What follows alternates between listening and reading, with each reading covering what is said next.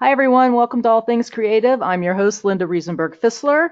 And today I'm really, really excited because when I first wrote my first book, Blind Influence, I signed up for one of this gentleman's conferences that he had online and helped me get a lot of things in my mind about book marketing, being an author in general.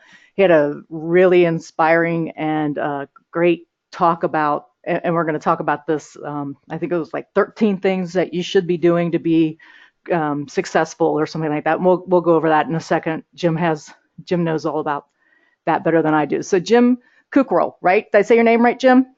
Got it. Okay, great. So welcome to All Things Creative. I knew I was going to do that one of these days. Welcome to All Things Creative. And I have a little bio up here on the screen. But Jim, I really prefer that you tell us what you're up to now and a little bit about yourself. Well, I'm an author and online entrepreneur. Been working for over 20 years in the internet business space. So I've owned big companies, I've owned small companies, and I've written over 10 nonfiction books. And I run my own internet businesses now. And I've taught for the University of San Francisco's internet marketing program. I do consulting.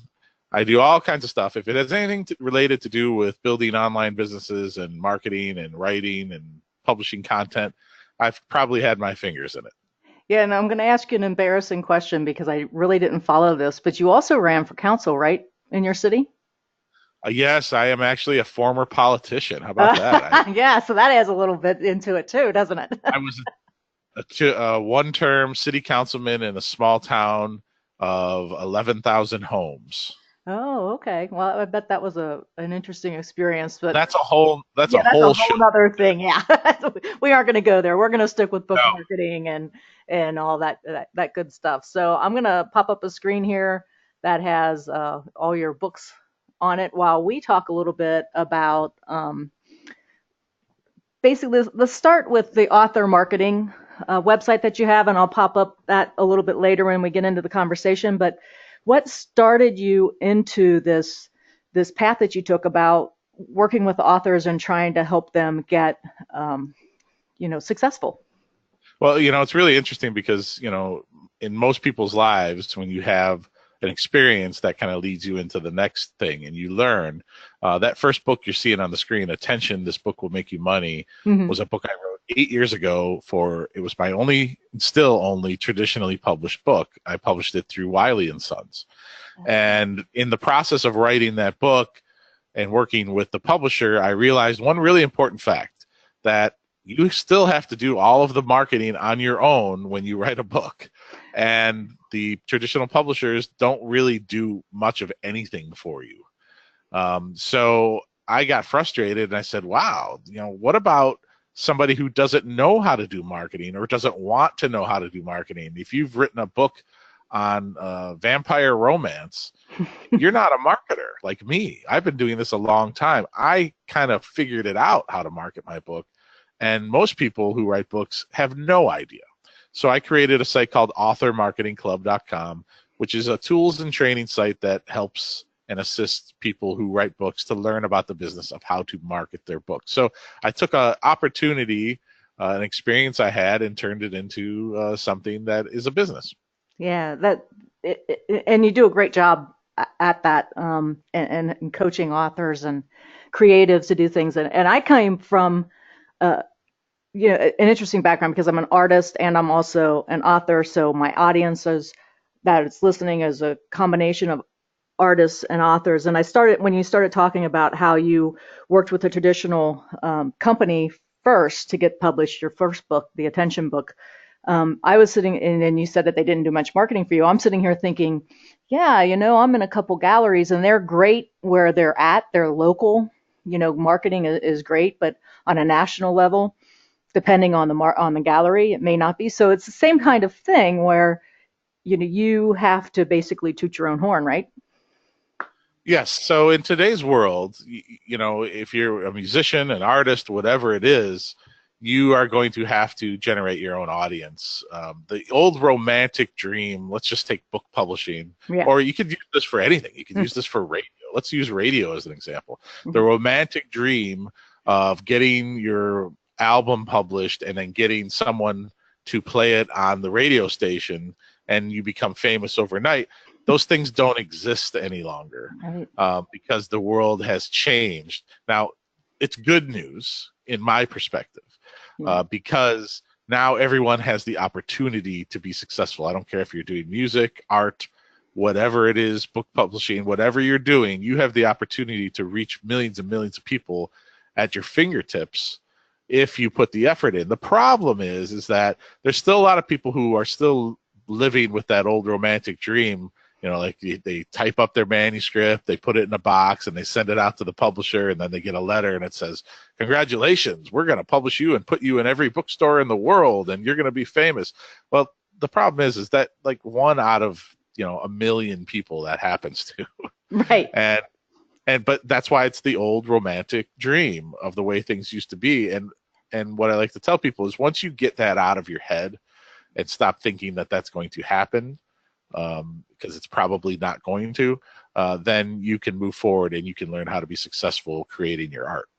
Right. And it's really kind of interesting too, because if you're already famous, like I'm thinking about John Oliver and his book that he put out in front of Mike Pence's book, and we're not going to get into politics, but just, that these are two really famous people and they have a traditional publisher and they're already out there in front of a lot of people. So, Yeah, but they have that's a the old platform. that's the old dream, more or less. Yeah, but not really in the sense that they have a platform.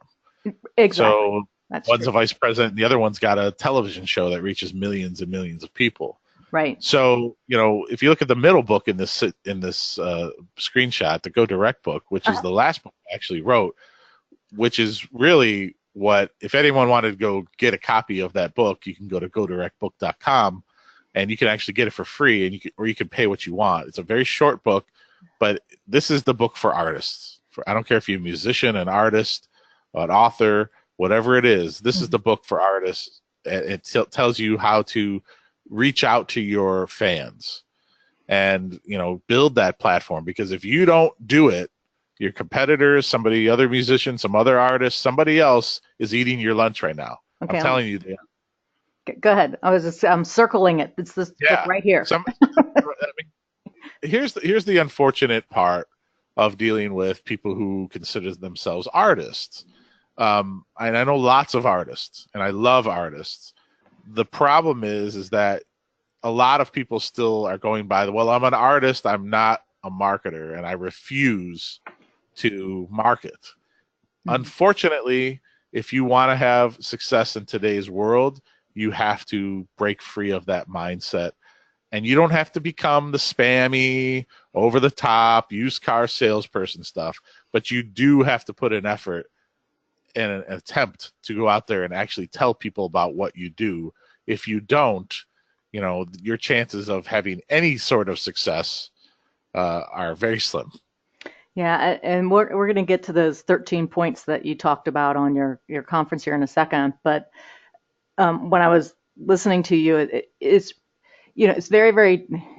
You can go along with them. I'm kind of like tripping over about 20 thoughts in my head right now. Sorry, but one of the things that I was thinking about is when you were talking is, that's a lot of work. We have to create the book or the painting or the piece of music, and then we have to market that, and we have to build our platforms and get our tribe to follow us, and I mean that's like an never-ending list really. But and I always am kind of amazed because everybody says, oh, writing a book is so hard. To me, that's the easy part. Yep. Yep. The hard part for me, and you can probably add to this, is building that author platform, doing that marketing, um, getting that tribe to follow me, trying to find the people who are going to enjoy my book or my Well, painting, right? well, let's get into it, Okay, because great. as an artist, and again, a musician, artist, TV personality, YouTube person, author, whatever it is, it's never been easier than in the history of the world And that is true. I agree to with that. reach people, right? The opportunity is there. The question is, how bad do you want it? Right. And before I get into the 13 reasons you're not as successful as you should be, I just want to give you like, an example in this Go Direct book I wrote, Hmm. I give many examples of musicians and authors and people who use the power of the tools they have available for them today to make a name for themselves.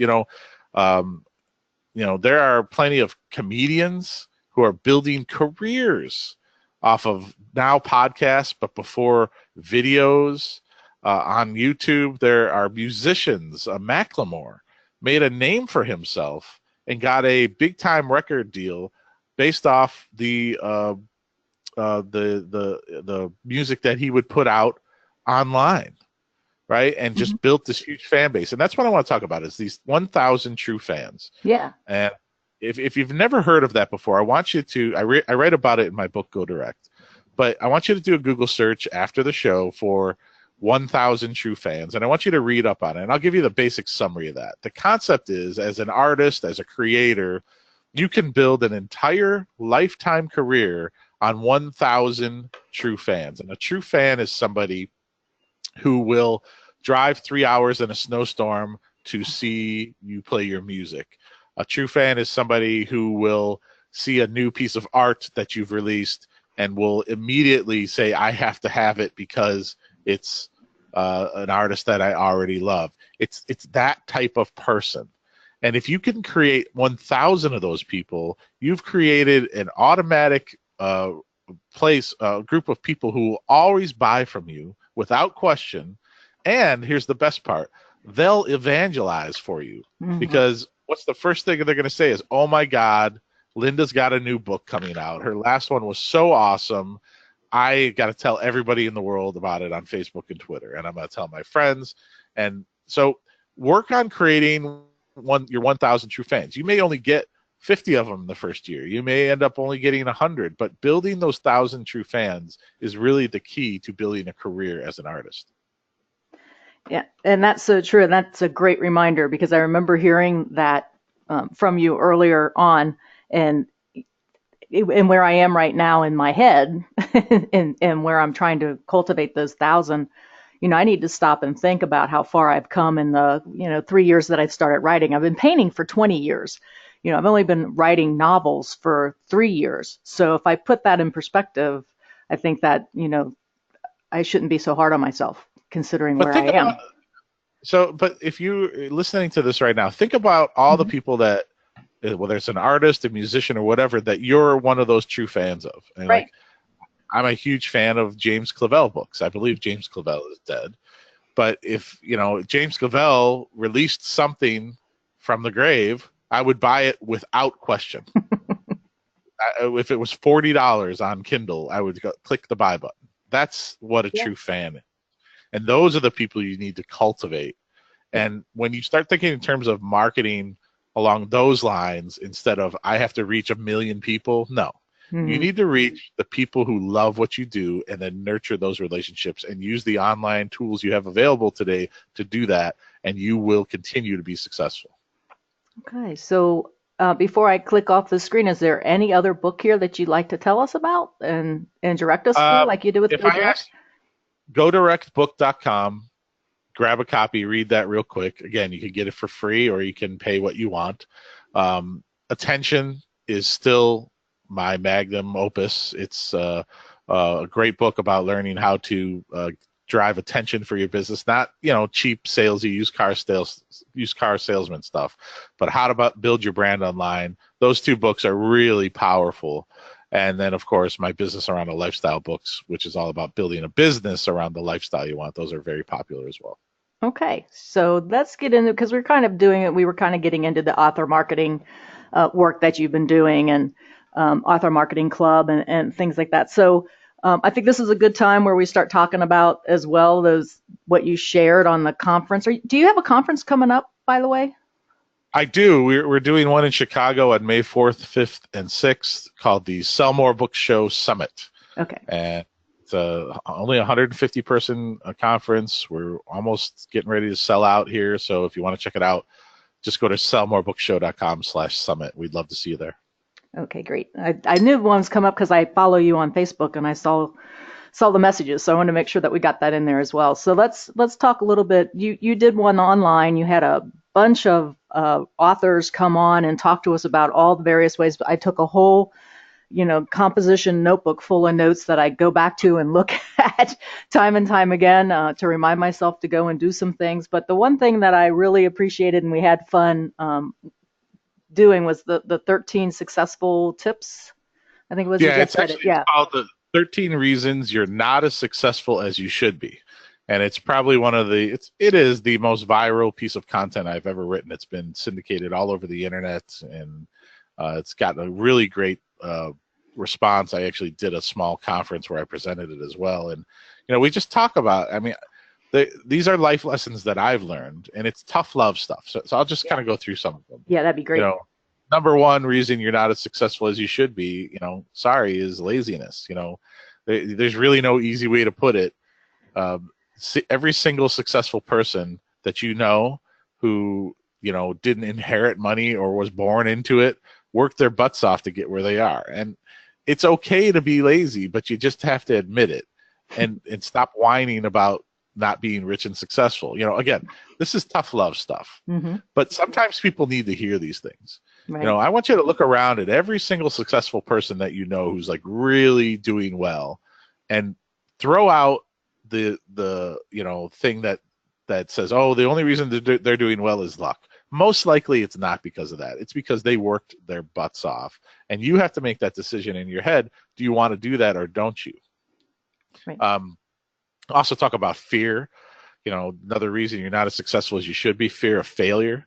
To be successful as an artist or an entrepreneur, you have to get over that fear of failure in today's world. There's never been a greater time in the history of the world to be able to go out there and expose what you're doing and put it out in front of people. And if you're really worried about what they're going to say, especially as a creator, as an artist, then you're in a bad place in your head, and you're not going to have success. I also talk about negativity, removing those negative people from your life.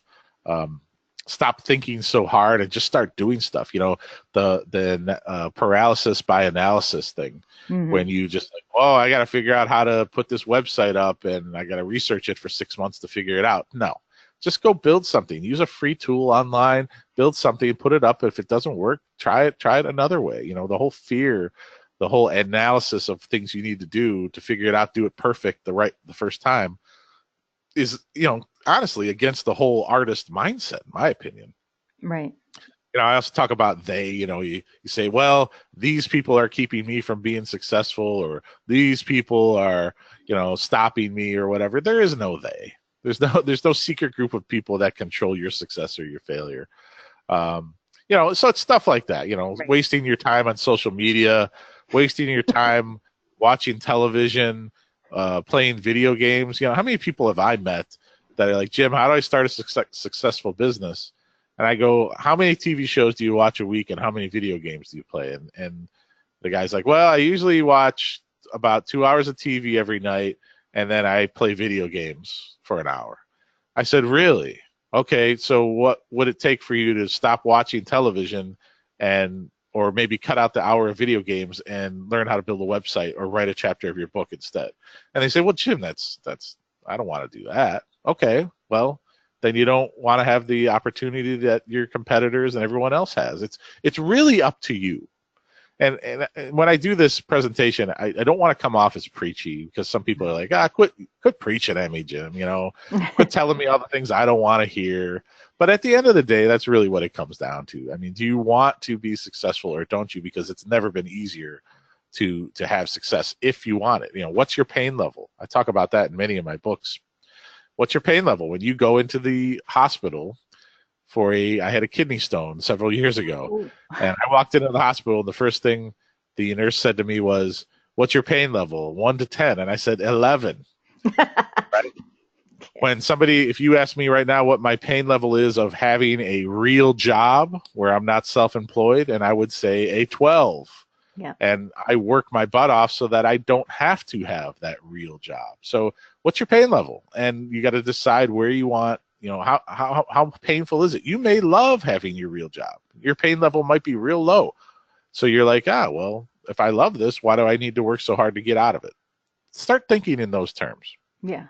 Great coaching. Yeah, appreciate that.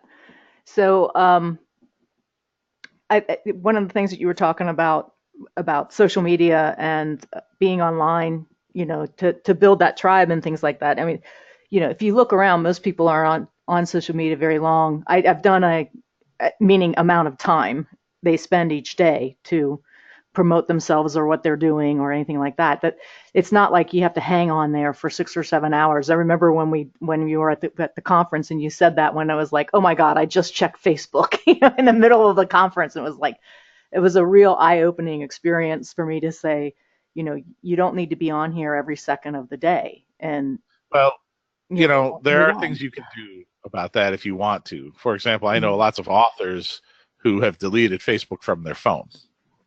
Right, They just delete the app from so that they don't even have the opportunity to check it. right, Um, I know people who use online tools that will block out Facebook and other apps and even email, that will block them from you being able to use them for a period of time. Like you'd say, hey, look, block email, Facebook, Twitter, and whatever else for the next 3 hours, and don't let me use them until that time's up. And then it kind of forces you to have to, say, all right, I'm going to write my book today, or I'm going to create some music, or do whatever I have to do. And everyone's got to make that own decision in your head. But if you really sit down and think about how much time you play video games and watch TV and check social media, and then realize um, how much time you're wasting, right. you know, you're really going to blow your mind. Yeah, I actually, if I can plug one of my books, I actually have a book out there called Time.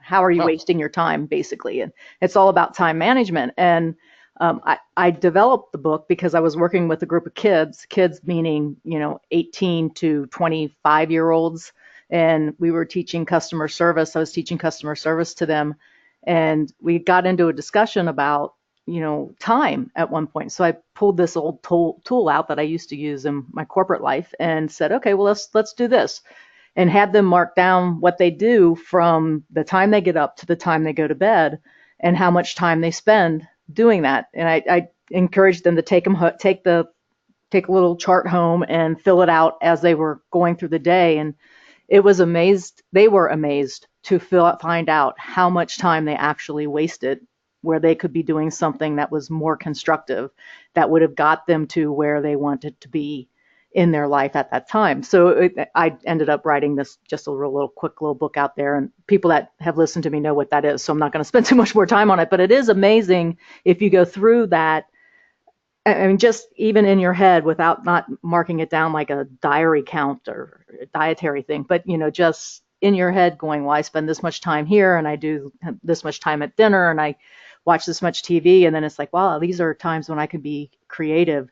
So it is eye opening when you really stop and think about how much time you waste in a day. well, here's the counter argument to the person listening right now who's saying, Jim, Linda, Shut quit up. telling quit telling me that I have to stop using Facebook or I have to stop playing video games. Right. Here's the counter argument. Okay. Fine, I'll stop telling you that. That's no problem. But here's what's happening right now. Your competitor who's writing a similar book to you, your musician friend who is creating music, your artist friend who's creating art, who are all competing with you, whether you like it or not. One of those people right now is not playing video games. One of those people right now is figuring out how to get an art show or get booked at a gig or get their book out to people. And again, how bad do you want it? So, if at the end of the day, it's on you.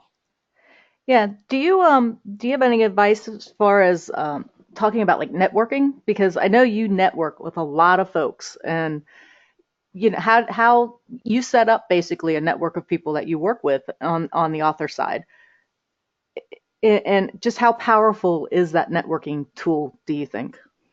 Well, a lot of authors are introverts Mm-hmm. and they have a really big problem with networking with people. Um, and a lot of musicians sometimes are introverts as well. I don't see how they could be if they're on stage, but if you're an introvert, it's very difficult. But if you're not an introvert, using tools to reach out to people, social media, I didn't have that when I first started in this business. Even when Attention came out 8 years ago, Facebook wasn't such a big deal. Right. Social media wasn't such a big deal. Now you have the opportunity to use these online tools to build networks of people and collect email addresses and build your fan base. And those are the things that everybody needs to be doing. The problem is that a lot of people see these as tools, as ways of just blasting information. Like, hey, my new book came out, so let me go to Facebook and just tell everybody about it, and I'll be a millionaire. It doesn't work, right? I Right. mean, you walk into a Super Bowl party you were invited to, and you just walked up to every single person during the party and said, hey, let me tell you about my new book or my new business.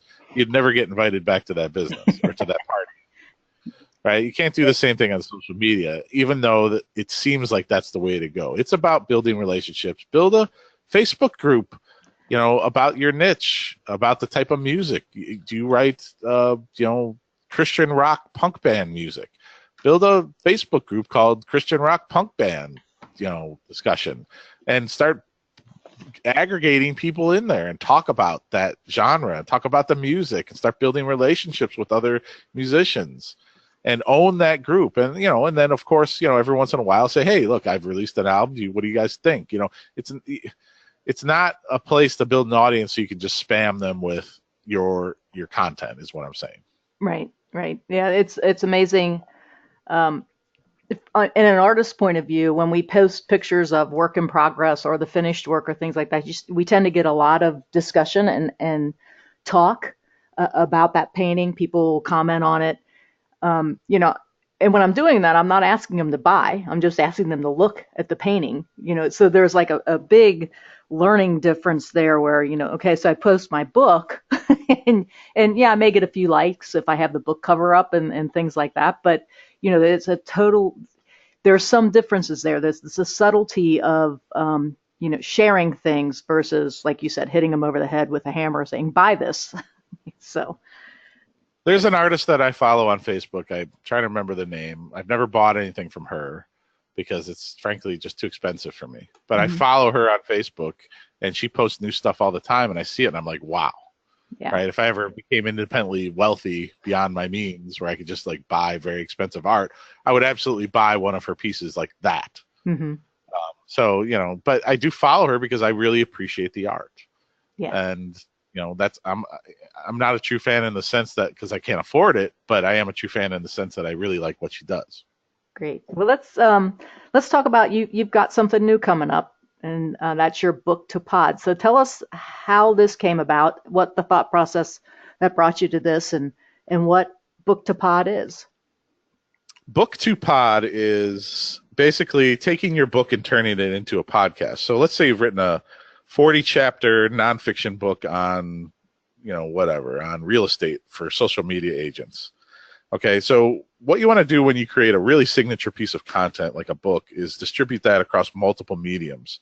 One of the ways you can do that is create an audiobook. You can create video version of your book if you really wanted to. There's things you could write. You could take every one of your chapters and turn them into blog posts or whatever. What Book to Pod does is we take your book and we transform it into a podcast. And if you don't know about the power of podcasts today, you should really look into it, because if you're not doing a podcast, if you should really be doing one, because it's exploding. It's a gigantic market. The devices that everyone has in their pockets nowadays allow people to want to listen to content in audio form. So what Book to Pod does is we take your book and we transform it into a multi-episode podcast, but we use the power of computer-generated voices to do it. And here's why. Because it's much cheaper. For example, if you were going to we took Mary Shelley's Frankenstein, and to hire a voice narrator to read that as an audiobook or to read it as chapters of a book in a podcast would probably cost $10,000 to $20,000. Okay, so but if for $1,000, what we can do is have computer generated voices actually generate that book quickly and actually upload it online as a podcast. So it's a pretty cool thing. Go check it out. Hmm. Try the test drive on the site at book2pod.com, and you can actually hear what your book sounds like generated as a computer. It's better than you think, believe me. And I'm telling you this right now, within a year or very close to that, these voices are going to sound almost identical to humans. The technology is getting that good. Yeah, yeah. It's really kind of interesting because first I saw your book to pod. which ended up with having you come on to my show. We talked a little bit about this, and then right after that, I had an author contact me who decided to go do podcasts, but she didn't want to go find other people to be on the podcast, and she was really kind of trying to figure out what it is she wanted to do. So she just started reading her book, and Yeah. and then she ended up turning around, and when it came out in paperback, people or in ebook, people were buying it, and all of this. So I actually invited her on the podcast. She's going to be talking about how she did that. Her name's Mary Castillo, and she'll be on a little bit later in April. And then there was something else that came up that was like right in line with this. It was just another thing of, being a podcaster where it needs to be right now, is where you need to be right now. It was like, I don't know, the heavens hitting me over the head or something, saying, get back online. So, because I have been podcasting for about 4 years now. And, and I had taken a little bit of a break, and I was like, well, I guess I got to get back out there because it really is exploding. Well, the audience is there, Yeah. and according to Apple, over 10 billion podcast episodes were consumed on its devices alone in 2016. Wow. 10 billion. Wow. Okay, that's just on Apple, not on Android and all that stuff. Mm. 68 million Americans tune in monthly to podcasts. That's 1 in 4 of every American. Right. Okay, Wow. 65% just started listening in the last 3 years. And here's a really cool one. The retention rate of auditory learning is 2 times that of reading. So if you're doing a nonfiction content, people are actually retaining that information much better than they are if you actually writing it. So the podcast, and there's this amazing built-in gigantic audience of people who are listening to podcasts who are craving content. So if you're writing or producing a business or a book in any type of genre, there's an audience for it that exists out there. So why wouldn't you take what you have already and transform it and put it online for free so you can use it to generate leads for your business or your book?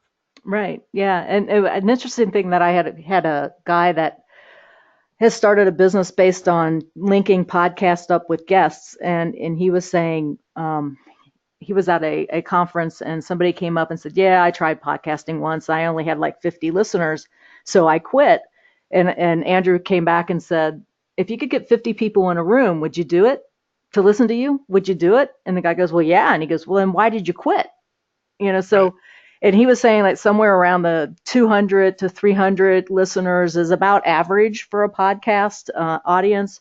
And I was just blown away because I had 2,000 artists listening to me when I was interviewing artists. And at one point I had 26,000 downloads of one episode. So, Right. I mean, and again, that ever since Andrew painted that picture of people in a room that would come into a room and listen to you, it's really changed how I approach, podcasting. And then hearing the stats that you've just said, is another reason to keep doing this, I guess. So, Well, go back to that romantic dream. right. Everybody wants the instant success of, boy, it's going to be great when I release my new gallery artist show, and everyone in town is going to come and everyone's going to buy. Mm-hmm. If you don't nurture that, and you may only have 40 people show up, but how many people are going to be attentive and actually purchase and become fans and everything? Yeah. And that's the mindset you have to have. It's never been easier to reach these people. So go out there and do it. And podcasting is a great way to do it. And I don't care what genre or niche or whatever it is you do, podcasting is amazing. Yeah. So we may have skimmed over a little bit of Author Marketing Club. Let's step back a little bit. What are some of the services that you offer as part of the AMC? Well, we're a tools and training site, so we don't do actual marketing for people. We're not an agency. I've actually yet to find a marketing agency for books that I would recommend, because book marketing is extremely difficult. So hiring a publicist or somebody to market your book, in my opinion, can be really a big waste of time and money. Now, I'm sure there are good publicists and book marketing people out there who do it, but I just can't recommend anyway. What we do at Author Marketing Club is we give you tools and training. So we'll help you figure out, we have all kinds of courses about how to sell your books in India and how to do Dragon dictation software and how to market your book for the holidays and how to sell the first 100, 3,000 or 1,000 copies of your book. And, we've got tons of great content. We've got tools like the Reviewer Grabber system, which allows you to go out and find people who have reviewed similar books to yours on Amazon. So let's say you wrote a vampire romance book. What's the best way to get people to get reviews? Well, of course, you could ask friends and family. The problem with that is Amazon knows that they're your friends and family, and they'll delete those reviews. So what we found is you should go find other people who have reviewed similar books and ask them if they want to review yours. So our tool goes out and it finds people who have already reviewed vampire romance books with good reviews and gives you a list of those people's contact information. That's public information on Amazon. And it gives you the opportunity to then say, hey, I noticed that you left a 5-star review for this vampire romance book. I've also written a vampire romance book, and here's a free copy of my book. If you would like to review it, please do. And that is what we found the number one way to actually get tons of quality reviews for your books is by using that method, and that's what that tool does. And we've got other tools in the site as well. So it's a tools and training site. If you are somebody who's written a book who is just really not knowing where to go in terms of what I need to do to market this, you can subscribe with us and we'll help you out. Okay, great. I think, is there anything that I've missed that you might want to talk about? Any advice or anything like that that you want to get to? Because I think we're getting kind of to the end of the podcast, right? Let's go back to Go Direct. And I really want anyone who's an artist or a musician to really grab a copy of that book at godirectbook.com. There's this woman named Amanda Palmer who is a musician and all kinds of stuff. She's, an artist in general, and she has this really great TED Talk about the art of asking, I think it's called. Mm-hmm. And I reference it in the book, and I really think you should very least go to YouTube and search for it and watch it. And she talks about, how she built this, legion of true fans and touring and the ability to ask people for success. She was a street performer where she would dress up as one of those Statue of Liberties and stand on the street without moving, and she learned how she needed to ask people who are fans for their support. And one of the greatest things that she talks about is creating patrons, and I talk about this in the book as well. So if you're an artist, what you should look into is something called patreon.com. And patreon.com is basically a place where people who want to become patrons of your art, music, books, whatever, can donate, or donate's a bad word. They can help you produce your art. So, for example, there's a girl online named Julia Nunes who's like this internet wonderkind who got famous on YouTube because she made these great ukulele cover songs on YouTube. And now she's got albums and all this stuff. She created a Patreon campaign, and every time she posts a new video on YouTube, this was years ago, she's making $4,000 from, 500 people who were one person was giving her $1, the other person was giving her $10. Now think about that for a second. As an artist, and you're creating a piece of content, a new piece of art, a music video, a YouTube video, a podcast, a book, whatever, if you had people who were really into what you're doing, and every time you produced a piece of content, you knew you were going to get paid for it, that's a pretty good system. Mm-hmm. And the whole patronage thing goes back to, hundreds and thousands, probably thousands of years ago. I mean, the Queen of England was Shakespeare's patron. I don't know if a lot of people really realize that. Mm-hmm. This is how the arts used to work back in the day. Right. When you were an artist, you would get a patron, a very wealthy person of nobility or just of wealth, and they would fund you to create your art, whether it was music or plays or writing or whatever it was.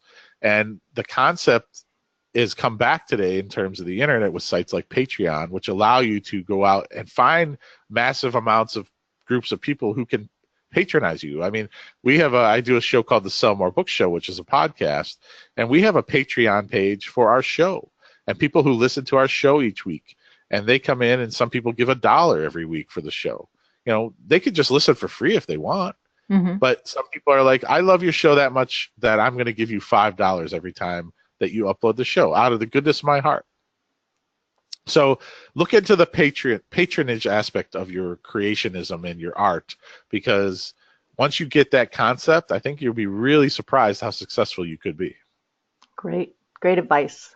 Anything else before we wrap up, I think? No, go out there and do stuff. Check out my books and download them. Check out Book to Pod and try the test drive if you have a book. Lots of stuff out there. It's really all about how bad do you want it and how successful do you want to be. I mean, the tools and everything is so available for you nowadays as an artist for anything you want to do. And I think if you read some of my books, especially Go Direct book in this case for this audience, I think you'll be really inspired. Yeah, like I said, I enjoyed that conference that you did online, and I know that took a lot of work to get that going. I don't know if you have any desire to do that again in the near future, but well, actually, that whole entire conference is available for free as part of, not for free, it's part of the Author Marketing Club membership. So when you subscribe to the Author Marketing Club, you could go in and watch all the videos from Author Marketing Live in there, and they're all recorded. We've got probably 40, 50. You go in and watch the ones that are pertinent to you. Maybe instead of playing video games tonight, go that and watch a video and learn about how to sell the first 100 copies of your book or whatever. Those are the types of things that you're going to need to do as an artist to really make your way in today's world. Yep, absolutely. Thanks so much, Jim, for being here. And again, your Chicago conference is when and what's it called? It's on May 4th, 5th, and 6th in Chicago of 2018. And it's sellmorebookshow.com/summit, or just go to sellmorebookshow.com and you'll see the button there. We'd love to have you. We've got a few tickets left, and it's going to be a really intimate, fun 2 days of learning. We have a featured dinner on Friday night. We're all getting together, everyone in one room, and then we're having this really great show for 2 days. Great information learning, great networking. It's going to be a lot of fun. Okay, and how can folks get in touch with you? Facebook, best way, or? Yeah, I've made my Facebook page just for people I'm personally friends with now. Okay. But Facebook's a great way if you just want to send me a message there. But I don't friend everybody on Facebook anymore because I'm just trying to keep it to my groups of close people, because I don't want to use Facebook just to look at my friends' kids' pictures and stuff. But if you want to reach out to me, just go through Facebook, or you could just send me an email to jimkukral@gmail.com. All right. Thanks so much for being here. I appreciate your time and all the advice that you gave us throughout the podcast here. And I just want to real quickly go over for the audience what we got coming up. I have an interview with Honoré Quarter. She'll be coming up. That's next week on the 28th. And then George Gallo is finishing up his movie, Bigger, out in Hollywood. And I have a note into him. I'm hoping that I can get him here on the week of April 2nd, I believe it is, because he's in post-production and that's winding down the last time I talked to him. And then we're going to talk to Michael Harding and Mary Castillo. And don't forget that I just started up the Blind Series Network podcast, where I'll be reading some of the passages of the books. And also coming out on April 3rd is the audiobook for Blind Influence. So with that in mind, thanks everybody for tuning in. Thanks again, Jim. I appreciate it. And we'll catch you all next time.